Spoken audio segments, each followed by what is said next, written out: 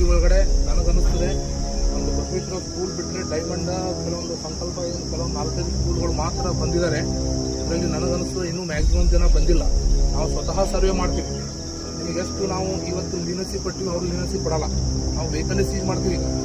ಇದು ಈಗ ಸಾಹೇಬರು ಆದೇಶ ಮಾಡಿದ್ರು ಸಹ ಇಷ್ಟೊಂದು ಪ್ರಮಾಣ ಬದಲಾಡ್ದವ್ರು ಯಾರು ಬಂದಿಲ್ಲ.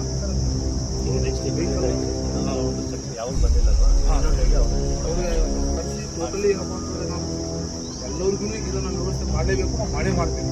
ಸೊ ಎರಡನೇದೇನೆಂದರೆ ನಾವು ಅದೇ ಡೈಮಂಡ್ದವರು ನಮಗೊಂದು ಇನ್ಸಿಡೆಂಟ್ ಆಯಿತು ಡೈಮಂಡ್ ಒಳಗಡೆ ಇಲ್ಲೇ ಮೆಡಿಕಲ್ ಹತ್ರ ಡ್ರೈವರ್ ಸರ್ ನಾವು ಹೇಳ್ದಂಗೆ ಸರ್ 3 ನಿಮಿಷದ ಒಳಗಡೆ ಯಾರಿಗೂ ಟಕ್ಕರ್ ಹೊಡೆದ್ರು, ಸಿಕ್ಕಾಪಟ್ಟೆ ಮಕ್ಕಳು ಪ್ರಾಬ್ಲಮ್ ಆಯಿತು, ಕಿತ್ಕೊಂಡು ಓಡೋಗ್ಬಿಟ್ಟ ಸರ್. ಸೊ ಇದರಿಂದ ಲಾ ಆ್ಯಂಡ್ ಆರ್ಡರ್ ಇಶ್ಯೂನೂ ಆಗ್ತಾವೆ ಸರ್, ಮತ್ತು ಮಕ್ಕಳ ಇಶ್ಯೂನೂ ಆಗ್ತಾವೆ ಸರ್. ಸೊ ಅದೇ ಥರ ಅಲ್ಲೊಂದು ಆಯಿತು. ಮತ್ತು ಇದು ಬಸವಕಲ್ಯಾಣ ತಾಲೂಕು ಒಳಗಡೆ ಪಾಪ ಡ್ರೈವರ್ದು ನೆಗ್ಲಿಜೆನ್ಸಿ ಇಲ್ಲ, ಆದರೆ ಆ ಮಗು ಏನಪ್ಪ ಅಂತಂದರೆ ಆಡ್ಕೊಟ್ಟು ಹೊಂದಿದ್ದ ಏನಾದ್ರು ಆ ಮಗು ತೋತಿದ್ದಂತ್ರಿ ಅವನು.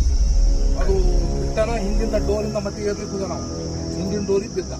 ಸೊ ಅದನ್ನು ಸಹ ನಿಮ್ಮ ನೆಗ್ಲಿಜೆನ್ಸಿ ಅಂತ ಕೇಸ್ ಮಾಡಿದ್ವಿ ನಾವು. ಅದರಲ್ಲಿ ಇದು ಕ್ಯಾಮ್ರಾ ಏನೈತಲ್ಲ ಆ ಥರ ಮಕ್ಕಳು ಏರೋದು ಬಿಡೋದು ಆ ಥರ ತಮಗೆ ಕ್ಲಿಯರ್ ಆಗಿ ಕಾಣೋ ತರಹ ನಿಮ್ಮ ಕಣ್ಣು ಎದುರುಗಡೆ ಬೇಕಾದ್ರೆ ಏನಾದ್ರು ಕ್ಯಾಮ್ರಾ ಇಟ್ಟು ನೋಡ್ರಿ, ನಮ್ಮ ದೊಡ್ಡ ಓಡೋ ಬಸ್ಸಿಗೆ ಇರ್ತಾವೆ ಆ ಥರ ಬೇಕಾದ್ರೆ ವ್ಯವಸ್ಥೆ ಮಾಡ್ಕೊಂಡ್ರೆ ಮಾಡ್ಕೊಳ್ಳಿ. ಅದು ನಿಮ್ಮ ಪ್ರಿವೆನ್ಷನ್ ಸಲುವಾಗಿ. ಜನವಾಡದಾಗೂ ನಮ್ಮ ಪೊಲೀಸ್ ಅಮ್ಮನ ಮಗುಂದು ಇದೇ ಥರ ಆಗಿದೆ.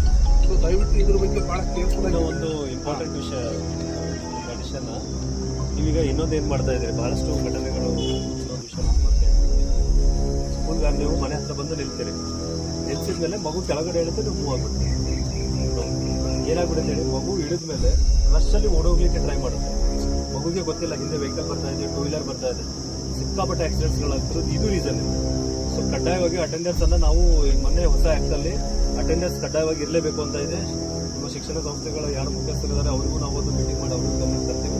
ನಿಮ್ಮ ಕಡೆಯಿಂದ ಕೂಡ ಈ ರೀತಿ ನಮಗೆ ಹೇಳಿದ್ದಾರೆ ಇವತ್ತು ಅಂತ ಅವ್ರ ಗಮನಕ್ಕೂ ನೀವು ತನ್ನಿ, ಸರಿನಾ?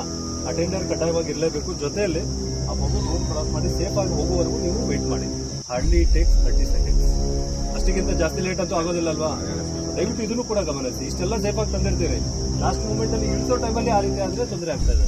ಇದೊಂದು ಕೂಡ ಗಮನಿಸಿ, ಸರಿನಾ? Okay, thank you.